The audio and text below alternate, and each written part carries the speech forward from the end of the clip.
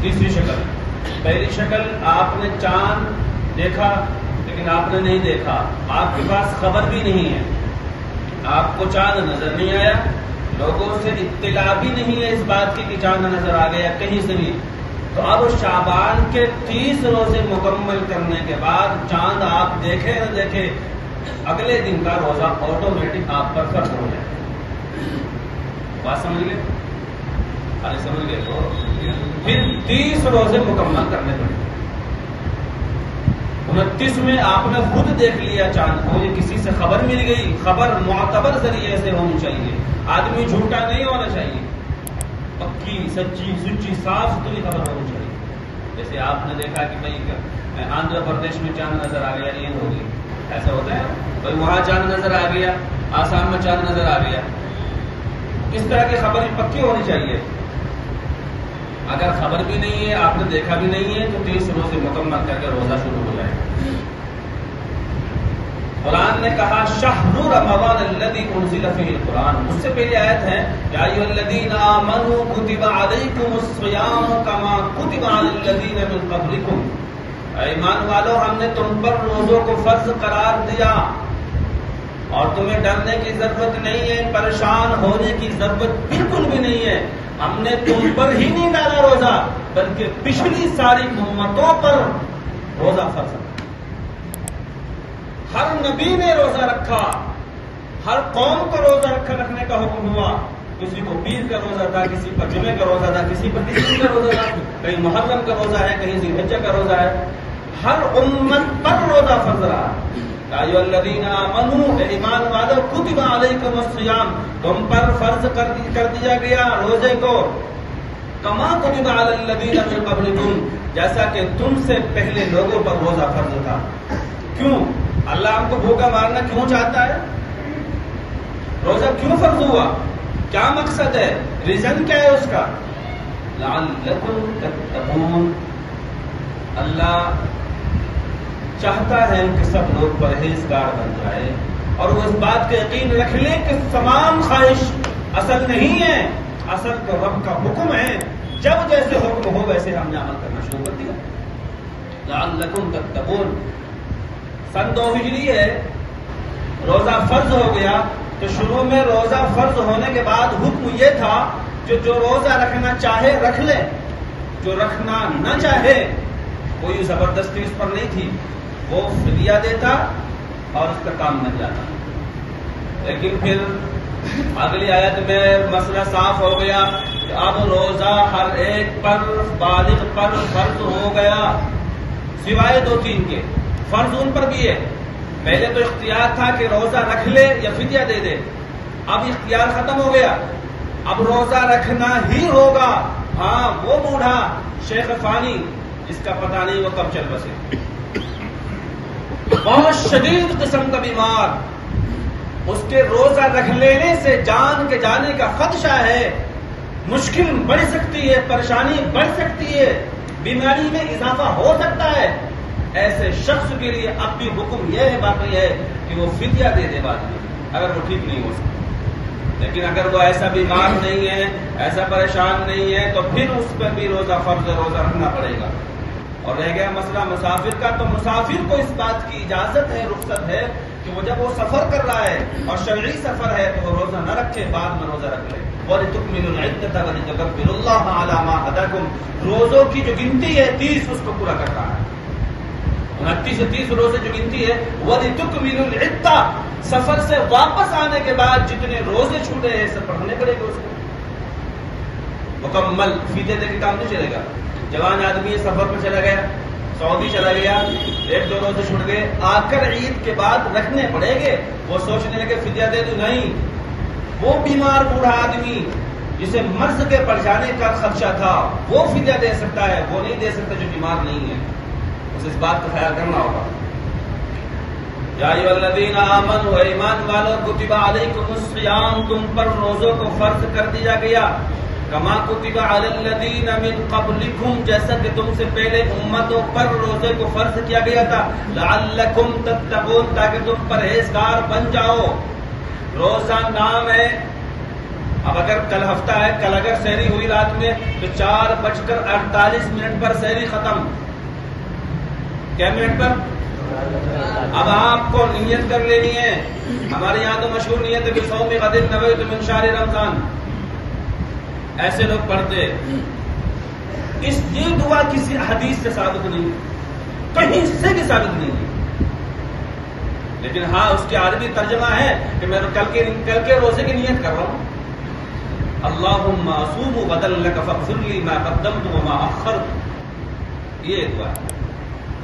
تو تو بصوم غد نویت من شہر رمضان ہمارے یہاں مشہور ہے، چلتی ہے، میں گناہ نہیں کہہ رہا ہوں، پڑھتے پڑھ لیجئے۔ آپ نے ارادہ کر لیا کہ میں روزہ ہوں، روزہ آپ کا ہو گیا۔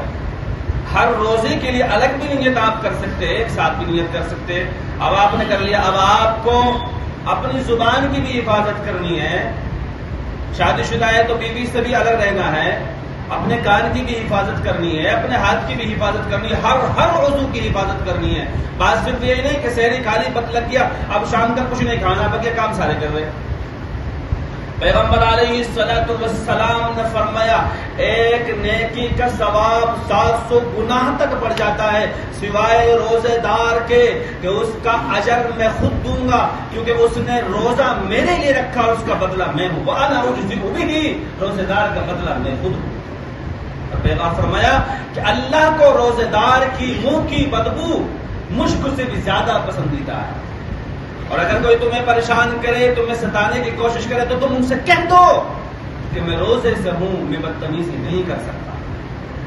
کوئی تمہیں گالی دے رہا، گالم گلوچ کر رہا، شب و شتم کر رہا، تو شریعت نے کہا تم نہیں دو گے اسے، اور اسے کہہ دو گے کہ میں روزے سے ہوں، مجھے اس بات کا حکم نہیں ہے، اجازت نہیں ہے کہ میں آپ کو روزے کی حالت میں گالی دوں، میں آپ کو گالی نہیں دے سکتا۔ اس لیے اپنی زبان کی بھی خاص طور سے حفاظت کرنی ہے۔ حضرت ابو دجانہ رضی اللہ تعالیٰ عنہ فرماتے ہیں کہ پیغمبر علیہ الصلوۃ والسلام نے حضرت ابو دجانہ سے جو بات کہی، صحابہ موجود ہیں، حضرت ابو دجانہ کہنے لگے اچھا میں تمہیں ایک بات نہ بتاؤں؟ جی بتائیے۔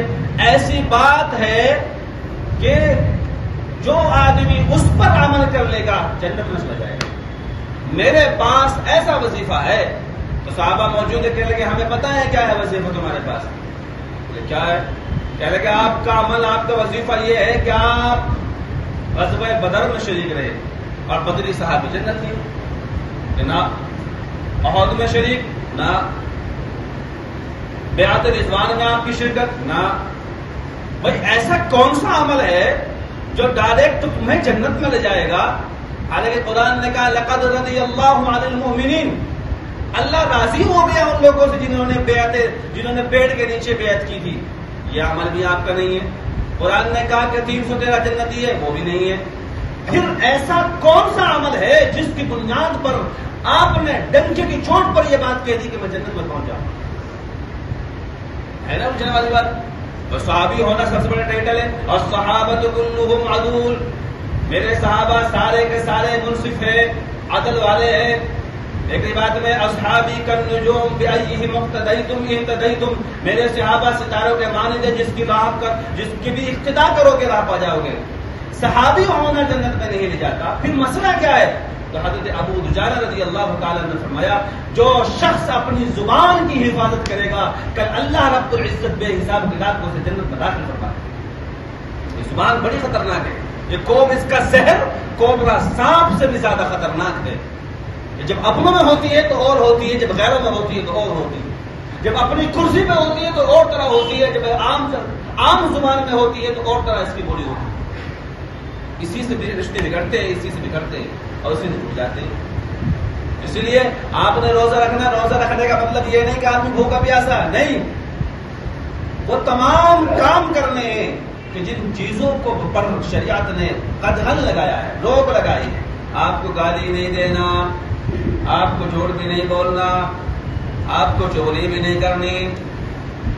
دو خاتون کا پیغمبر علیہ الصلوۃ والسلام کی عدالت میں ذکر ہوا، یا رسول اللہ انہوں نے روزہ رکھا ہوا ہے لیکن حالت دیکھیے آپ کی ایسی، آپ نے پوچھا روزہ رکھا ہے؟ کہا، اور حالت ایسی ہے کہ جان اب نکل جائے۔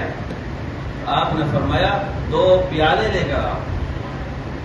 2 پیالے لائے گئے تو آپ نے ان صحابی سے کہا یہ پیالے ان کو دے دو، ایک خاتون کو ایک دے دو، اور ان سے کہو کہ وہ ہاتھ دے کر منہ میں قے کرے، الٹی کرے۔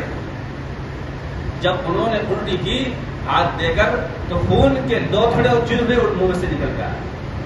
آپ نے فرمایا انہوں نے غیبت کی تھی، چغلی کی تھی، اس وجہ سے اللہ نے ان کی حالت بنا دی روزے کے روزے۔ اس لیے خاص طور سے روزہ رکھنے کی صورت میں غیبت چغلی تو کبھی بھی نہیں کرنی چاہیے، لیکن آپ اگر روزے سے ہے تو بہت احتیاط کی ضرورت ہے۔ اپنی زبان پر بہت زیادہ بہت سخت طریقے سے لگام لگانے کی ضرورت ہے. ایسے نہیں جہاں چاہو جو چاہو بک دیا, بس منہ سے بول دیا. نہیں, اپنی زبان یہ کہیے کہ اگر آپ کو کوئی ناجائز آپ کو ستاتا ہے, تکلیف دیتا ہے, تو آپ کہیے بھائی میں روزے سے ہوں, میں آپ کو کچھ نہیں کہہ سکتا, آپ مجھے معاف فرمائے, اللہ کے لیے آپ جائیے, بات ختم ہو جائے. یہ مطلب ہے. پیغمبر علیہ الصلوۃ والسلام نے ایک موقع پر فرمایا کہ روزے دار کی دعا بہت جلدی قبول ہوتی ہے, اس کی دعا واپس نہیں ہوتی. روزے دار کے لیے 2 خوشخبری ہے. نمبر 1, افطار کے وقت. افطار کے وقت جو خوشی ہوتی ہے, یہ پکوان ہوتے, پکوڑی وکوڑی دبا کے جلدی سے بس اعلان ہو جائے. اسی مسجد کا واقعہ ہے, میں نے کہہ دیا حکمت کے طور پر, میں نے کہا بھائی اطباء کے مطابق یہ کہ بھائی افطار میں زیادہ پکوان کا استعمال نہیں کرنا چاہیے. پورے دن آدمی کی مشین خالی رہتی ہے, تو ایک دم پکوان کھائے جائیں گے. جیسے آپ بھی سمجھے کہ جو لوگ شوگر کے بیمار ہوتے ہیں, مریض ہوتے ہیں, تو وہ لوگ کھانے سے پہلے ایک گولی لیتے ہیں بھائی, لیتے ہیں نہیں لیتے, وہی گولی لیتے ہیں. اس کے بعد میں پھر وہ کیا ہے, اس کے 10 منٹ کے بعد 15 منٹ کے بعد میں چائے کھانا کھاتے ہیں. ایسے تو ایسے وہ استعمال کرتے ہیں. تو چونکہ پورے دن مشین ان کی خالی ہے, تو مشین خالی ہونے کے بعد تو کچھ پیٹ میں کچھ ہے تو نہیں. اب وہ تلی ہوئی چیز جو کھائے گا, پکوان کھائے گا, تو وہ ایک دم جو ہے نا اس کے نقصانات فوراً ظاہر ہو جاتے ہیں. تو میں نے کہہ دیا کہ بھائی وہ افطار کے بعد کھا لیا کرے, افطار میں فوراً جو ہے تلی ہوئی چیز کا استعمال نہ کرے. ایک صاحب جو کرے, لو بھائی یہ اچھا مفتی ہے, تلی ہوئی چیز کھانے میں منع کر رہا. بات سمجھتے نہیں ہے, بس سن لیا, بات سمجھی نہیں ہے. تو روزے دار کے لیے 2 خوشی ہے. پیغمبر علیہ الصلوۃ والسلام نے فرمایا, ایک تو روزہ کے وقت جس وقت افطار کے وقت میں وہ خوشی کا وقت ہے, اور اس وقت اگر وہ ہاتھ اٹھا کر کسی کے لیے دعا کر دے, لا ترد, حدیث کے الفاظ ہیں, اللہ اس کے ہاتھ کو خالی نہیں لوٹاتا. اگر وہ ہاتھ اٹھا کر اس نے ایمانداری کے ساتھ سحری کھا کر اور تمام چیزوں پر عمل کرتے ہوئے اس نے نظر کی حفاظت کی, یہ نہیں کہ منگل بازار میں اور جا کے اوپر سے نیچے تک کجری کو دیکھ رہا ہے, ماشاءاللہ, بد نظری نہیں کر رہا ہو, بے حیائی نہیں پھیلا رہا ہو, آنکھوں کی بھی حفاظت کرتا ہے, زبان کی بھی حفاظت کرتا ہے, کان سے قرآن سنتا ہے, کسی کی غیبت نہیں سنتا ہے, یہ پیر اس کے غلط جگہ پر نہیں جاتے, صرف مسجد میں جاتے ہیں یا اپنے گھر میں جاتے ہیں, تمام چیزوں کی رعایت کرتے ہوئے شام میں جب دسترخوان بچھا کر پھیلا کر وہ افطار کے لیے بیٹھتا ہے, پھر کہتا ہے اللہ تیرے لیے میں نے روزہ رکھا اور ہر ممکن تیرے نبی کی بات پر عمل کرنے کی کوشش کی ہے, اللہ میری مشکل کو اور پوری امت کی مشکل کو دور فرما دے. حدیث ماتا لا ترد والے, اللہ اس کی دعا کو واپس نہیں لوٹا, بس فوراً پہنچ جاتی ہے عرش میں. اور ایک وہ انا اجزئ بہ, دوسری دعا قیامت میں اللہ کا دیدار اسے نصیب ہوگا. میں خود اس کا بدلہ ہوں, جس نے روزہ رکھا میں اس کا بدلہ ہوں, کچھ اور اس کا بدلہ نہیں ہو سکتا, میں خود اس کا بدلہ ہوں. کتنا بڑا انعام ہے روزہ دار کے لیے. اس لیے وہ جو رگڑا لیتے تمباکو کھانے والے, ذرا احتیاط کر لے. اسے منہ میں رکھنے سے سحری کھانے کے بعد کہنے کہ ہم تو تھوک دیتے, کبھی سحری کے بعد میں اسے منہ میں ڈال لو کہ روزہ نہیں ٹوٹے گا, روزہ ٹوٹ جائے گا. یار والو, روزہ ٹوٹ جائے گا, سمجھ لو اچھے سے. ابھی تم کیا کرو کہ سحری کے بعد میں صبح فجر کی نماز کے بعد اٹھو, کہنے لگے یار کھانے پینے سے تو روزہ ٹوٹتا ہے, ہم کھا تو نہیں رہے نا, ہم تو منہ میں رکھ رہے, اور اس کو اٹھا کے پیس کے ایسے کر کے وہ رگڑا مار کے اور کر کے یوں رکھ لو, روزہ ٹوٹ جائے گا اس سے, سمجھ لے گا اچھے سے. اور ایک بڑا مسئلہ یہ ہے کہ افطار جہاں ہوا مسجد بھرنے شروع ہو جاتی ہے, اور جو بیڑی والے ہیں, گھی کی نال پینے والے, وہ کمرے سے نکلتے بیڑی لگا دیتے اور مسجد تک وہ آتے ختم نہیں ہوتی, تو مسجد کے دروازے پہ آ کر جلدی جلدی مار کے پھینک کے کلی بھی نہیں کرتے, مسواک بھی نہیں کرتے, نماز میں کھڑے ہو جاتے ہیں. نماز میں آ کر کھڑے ہو جاتے. اللہ کے بندے, سونے محمد نے کہا کچی پیاز اور لہسن کھا کر مسجد میں نہ آئیے, فرشتوں کو تکلیف پہنچتی ہے. تو اتنی لمبی گھی کی نان پی کر سوزو کر کے آگے مسجد میں کھڑا ہو گیا, کوئی مسواک نہیں ہے, کوئی کنگا نہیں تم نے کیا, آگے کھڑا ہوگی. تیری وجہ سے کت برابر کے دائیں بائیں کے نمازی کو کتنی تکلیف ہوگی, تمہیں اندازہ ہے؟ اس کی بھی نماز خراب ہو گئی, اسے پریشانی ہے. ایمانداری کی بات یہ ہے کہ جب میں کبھی پیچھے نماز پڑھتا ہوں یہاں باہر اور کوئی میری برابر میں گٹکا یا پان وہ بیڑی پینے والا آ جائے تو نماز پڑھنی مشکل ہو جاتی ہے. وہ سانس لے گا تو بیڑی کی آ رہی ہے اس میں. تو اس سے بھی ذرا احتیاط کرے. آپ میں بیڑی پینے کو ناجائز نہیں کہہ رہا, حرام نہیں کہہ رہا, آپ پی لیں, آپ ٹھیک ہی نہ لیں, آپ کے لیے وہ موبائل کا کام کرتی ہے, آپ کے لیے وہ پی لیں آپ, لیکن وہ ذرا اس کا خیال کریں. ایسے نہیں کہ افطار کا وقت ہو گیا تو کھا کے کچھ کھایا نہیں, پہلے بیڑی لگا لی, پہلے بیڑی پی جائے گی. ان چیزوں کا خیال کریں آپ. یہ صحت کے لیے مضر ہے, مہلک ہے, زہر ہلاکل ہے, انسان کو تباہ کرنے والی چیز ہے ساری. گٹکا جتنے بھی قسم کے ہیں سب انسان کو تباہ کر دیتے. اور سب سے بڑی بات تو یہ ہے کہ منہ سے بدبو آئے گی اور انسان صحیح اچھے اور صاف ستھرے لوگوں کے بیٹھنے کے درمیان نہیں ہوتا. اور اب تو ماشاءاللہ جہاں تک بات ہے منہ میں وہ ڈالا, گٹکا ڈالا, امام صاحب ایک مسئلہ معلوم کرنا تھا, اور منہ میں گٹکا چل رہا ہے. اللہ کے بندے ایسا بھی نہیں ہے کہ اسے نکال کے کلی کر کے آ جائے مسئلہ معلوم کرنے کے لیے. وہ یقین فرمائے منہ میں گٹکا ہے, وہ امام صاحب ایک مسئلہ معلوم ہوا, اللہ کے بندے اس کو تو دھو کے آ جا پہلے. اتنی کائنات تیرے منہ میں ہے, اگر تمہیں تھوک دی تو معاملہ خراب ہو جائے گا. تو بھائی اس کو تھوک کے آ جا. یہ مذاق نہیں کر رہا ہوں میں, یہ حقیقت ہے, یہ سچائی ہے. اب دوسرا سامنے آدمی کھڑا, نفیس آدمی ہے, سنجیدہ آدمی ہے, اسے الرجی ہے, اب منہ میں گٹکا ڈالنے کا, ہاں بھائی یہ میرے سر میں درد ہے, ذرا کچھ علاج کر دو.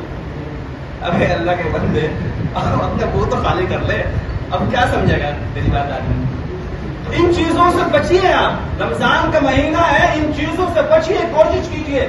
انشاءاللہ آپ اس کا ارادہ پورا فرما لیجیے کہ مجھے یہ تمام چیز چھوڑ دینی ہے. اللہ کے لیے چھوڑیے, اللہ آپ کی دنیا بھی آباد کر دے گا, آخرت بھی آباد کر دے گا.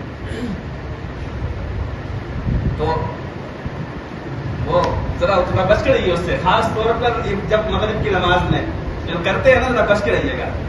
اور ایک تو ویسے میں مسئلے بتاتا ہوں اپنے چینل پر ہی, آپ روزے کے مسائل سے بہت زیادہ احتیاط کیجیے. آپ کو نہیں پتا کسی مسئلے کا, روزے میں خاص طور سے آپ فون لگائیے, ہم سے معلوم کیجیے, ہم بتائیں گے. اگر آپ کے پاس فون نمبر نہیں, فون نمبر لے لیجیے. نماز میں یہاں پر عصر کی نماز میں, مغرب میں, کسی نماز میں کوئی مسئلہ آپ کے ساتھ پیش آ جائے تو آپ پوچھ لیجیے, امام صاحب ہمارا روزہ ہوا ہے نہیں ہوا, آپ پوچھ لیجیے. کوئی کام بغیر پوچھے آپ مت کیجیے. اب کیا ہوتا ہے, 4:48 پر سحری ختم ہے, مثال کے طور پر صاحب جی کی آنکھ کھلی کس وقت, 4:50 پر, تو اس نے کیا ہے, نیت کر لی چلو روزے سے آئے, ٹھیک ہے. اب وہ کیا یار میں نے سحری تو کھائی نہیں تو میرا روزہ کیسے ہو سکتا ہے, میرا روزہ نہیں ہے, چلو اب اس نے 9 بجے پھر ناشتہ کر لیا. بھائی سحری کھانا مستحب ہے, سحری کو سحری کے مطابق کھائیے, چچا کا ولیمہ سمجھ کے مت کھائیے. تھوڑا بہت کھا لیا یار. اب وہ ماشاءاللہ اتنا سارا کھانا رکھ کر جو کھایا جاتا ہے وہ ولیمہ نہیں تیرے چچا کا, وہ سحری ہے. سحری کھانا مستحب ہے, تھوڑا سا کھایا, بات ختم کیجیے. اب جس دن سحری صاحب نے نہیں کھائی اس دن پورے دن دھرنے پہ, امام صاحب آج سحری نہیں کھائی. اپنے سب دوستوں سے ارے وہ 2 روزے بغیر سحری کے رکھے. اب بھائی سحری تھی, ولیمہ نہیں تھا یار.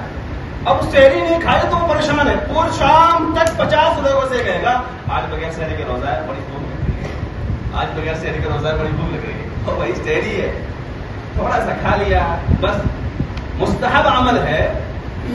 اللہ کو 11 مہینے اللہ خوب کھلاتا ہے, اللہ کے لیے چھوڑ لیے نا, میرے لیے نہ چھوڑیے, اللہ کے لیے چھوڑیے. آپ پھر دیکھیے زندگی جینے میں کتنا مزہ آتا ہے.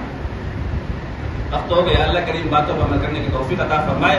آپ آخری بات, ہماری مسجد میں 3 قرآن ہوا کرتے تھے جب حالات اچھے تھے, بہتر اور مناسب حالات تھے. اب بھی اللہ کا شکر ہے حالات اچھے, اللہ مزید بہتر بنائے. آمین تو کہہ دو. آپ پتہ نہیں کس بات کا آمین کیا آپ نے.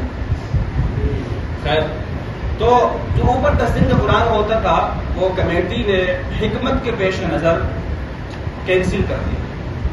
حکمت کی پیش نظر کینسل کر دیا کہ 10 دن کا اوپر کا جو قرآن ہے وہ نہیں ہوگا.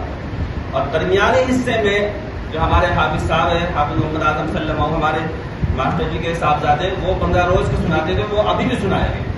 درمیان میں 15 روز کا قرآن ہوگا اور نیچے 25 روز کا قرآن ہوگا, ٹھیک ہے بھائی. اور مسائل کے لیے آپ بالکل بھی عام آدمی سے سہارا نہ لیں, کسی نے بتایا روزہ ہو گیا آپ نہ مانے، کسی نے کہا ٹوٹ گیا نہ مانے، آپ کو الٹی ہو گئی ٹھیک ہو گئی، آپ نے سحری کھائی نہیں کھائی، آپ صرف عالم سے اس بارے میں رابطہ کریں۔ آپ کی ذرا سے چوک آپ کے روزے کو خراب کر سکتی ہے، آپ کو نقصان پہنچ سکتا ہے، تکلیف ہو سکتی ہے، اور آپ نے روزہ رکھا پھر توڑ دیا یا ٹوٹ گیا معاملہ خراب ہو گیا۔ آپ رمضان کے مہینے کا ایک روزہ ساری زندگی کے نفلی روزوں کے برابر نہیں ہو سکتا۔ آئے بات سمجھ میں؟ 11 مہینے مسلسل آپ روزہ رکھتے رہے، 11 مہینے کے روزوں کا ثواب ایک طرف، رمضان کے روزے کا ثواب ایک طرف۔ اس لیے ذرا احتیاط کیجئے اور تیاری کیجئے، فکر مند ہو جائیے، کمر باندھ لیجئے کہ انشاءاللہ 30 کے 30 روزے ہمیں رکھنے ہیں انشاءاللہ، اور پابندی کے ساتھ نماز تراویح کا اہتمام کرنا ہے، اور ہر ممکن کوشش کرنی ہے کہ اللہ کریم ہماری زندگی شریعت کے مطابق گزر جائے۔ اللہ کریم